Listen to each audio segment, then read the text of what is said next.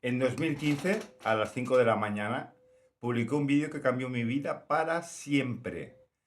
No sabía que en 4 horas tendría 2000 visualizaciones. No sabía que durante un año la Guardia Civil me buscaría. Y definitivamente no sabía que terminaría detenido y acusado y metido en 3 años de calvario judicial por ello. Esto es Operación Asta, una historia sobre activismo digital, convicción y cómo la justicia a veces funciona, aunque no creas en ella. Pero antes de la detención, antes del vídeo, había algo más. Había rabia, había investigación, había un torero llamado Rivera Ordóñez. En 2015 la sociedad española estaba en un punto de ebullición. Internet permitía cosas que eran imposibles antes, conectar, organizarse, protestar desde una pantalla. Yo tenía conocimientos técnicos autodidácticos y tenía rabia, mucha rabia, no solo contra el evento, sino contra todo lo que representaba ello. Rivera Ordóñez era un torero famoso, representaba todo lo que yo rechazaba, la tauromaquia, el sufrimiento de animal normalizado, esa tradición que la sociedad seguía aplaudiendo mientras el mundo avanzaba en otros aspectos. Decidí investigar. No fue un ataque completo, fue reconocimiento.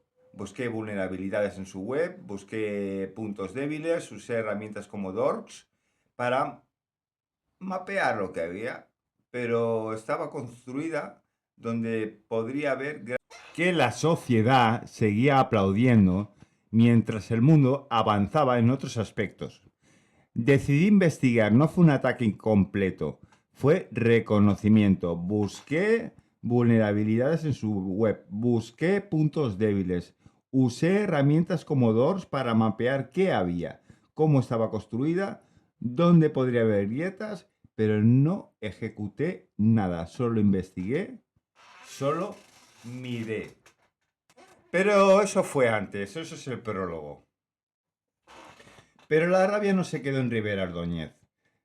Francisco Rivera Ordóñez. Unos días después, una noche normal, estaba sacando a mi perro, mi vecina estaba afuera también, empezamos a hablar, no recuerdo exactamente cómo se el tema, pero llegamos al Toro de la Vega.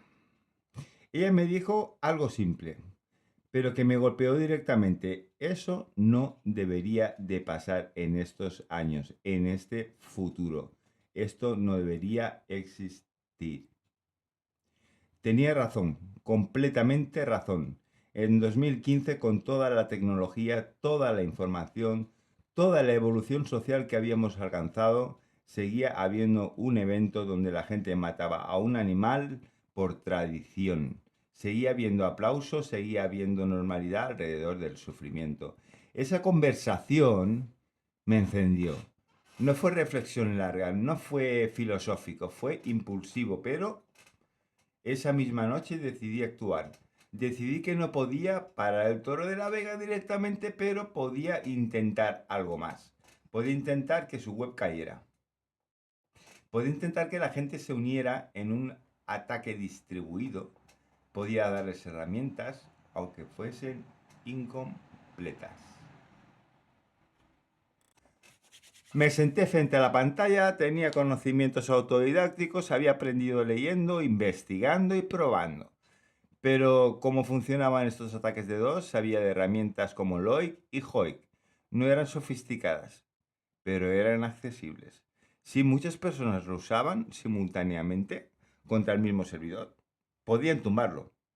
Decidí hacer un vídeo reivindicativo, no sería un tutorial paso a paso, eso habría sido demasiado directo, demasiado obvio. Serían instrucciones incompletas, suficientes para que alguien técnico los entendiese, pero no tanto como para que cualquiera, simplemente viendo el vídeo, copiar y ejecutar, pudiese hacerlo. Era mi intento de balance, quería llamar la atención, pero sin hacer nada que fuese trivial.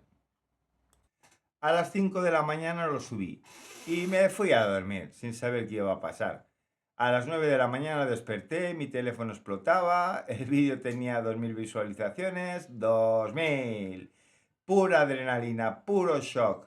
No esperaba ese alcance, pensé que iba a quedarse en nada.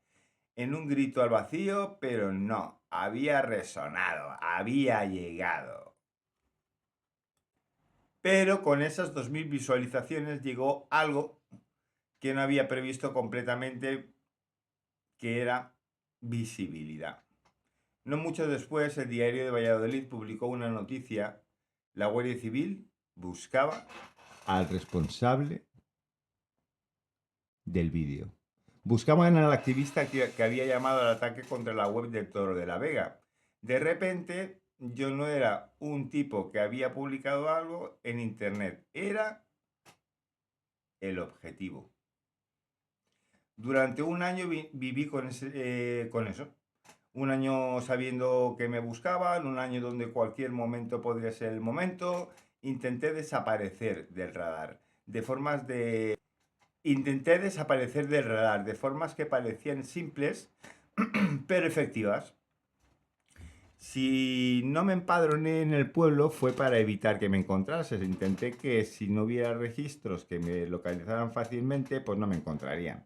Pero sabía que eventualmente, si querían encontrarme realmente, lo harían.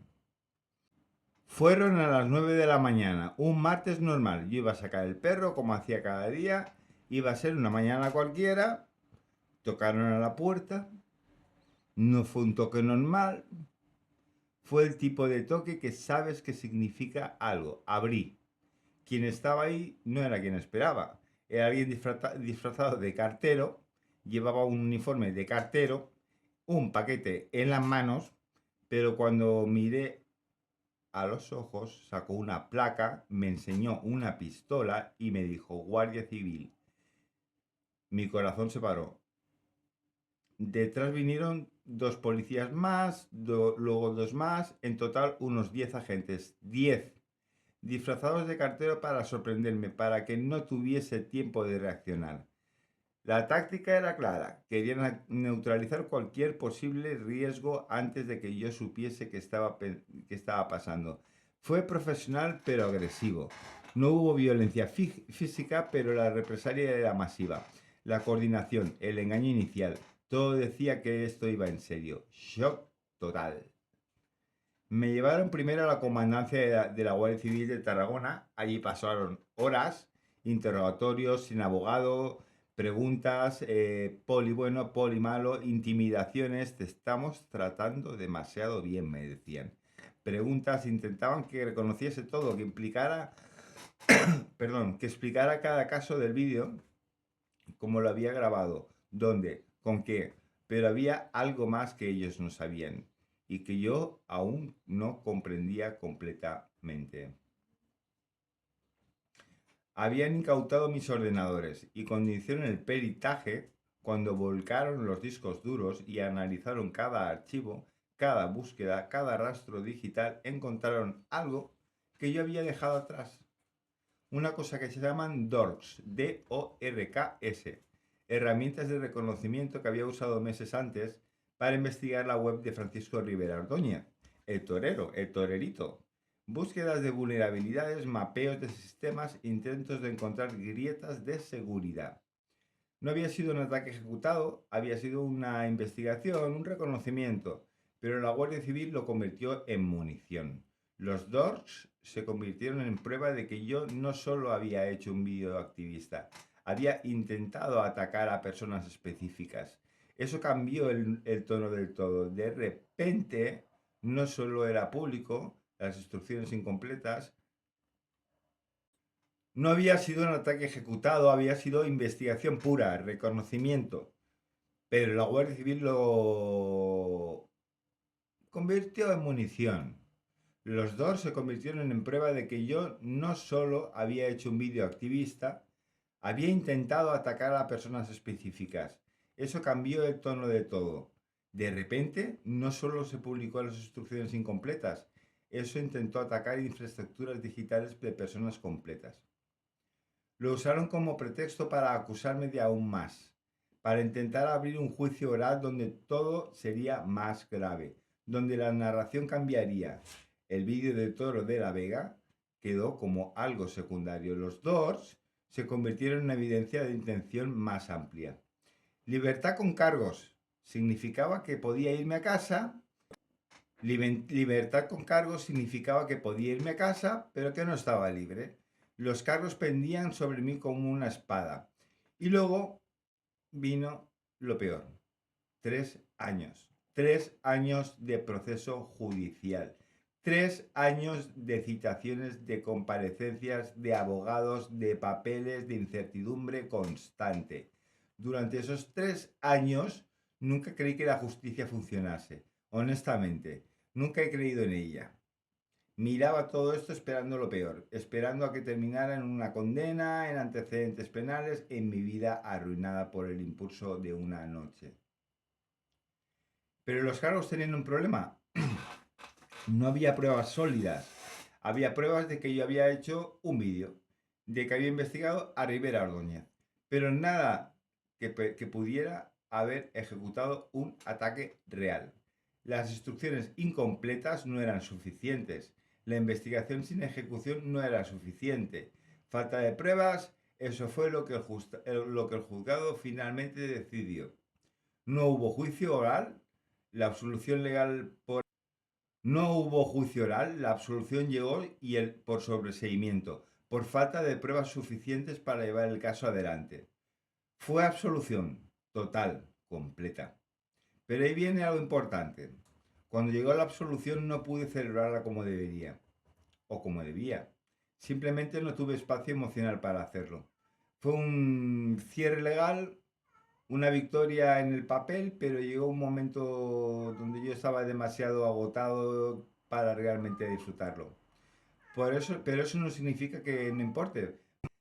Esto es Operación Asta, una historia de rabia, de convicción, de detención, de 3 años de calvario judicial y finalmente de absolución. Pero también es una pregunta para vosotros. ¿Habréis hecho lo mismo? ¿En qué momento decides que el sistema está tan roto que tienes que intentar algo aunque sea ilegal? ¿Dónde está tu línea? Porque la mía en 2015 estaba clara y 11 años después sigue estándolo.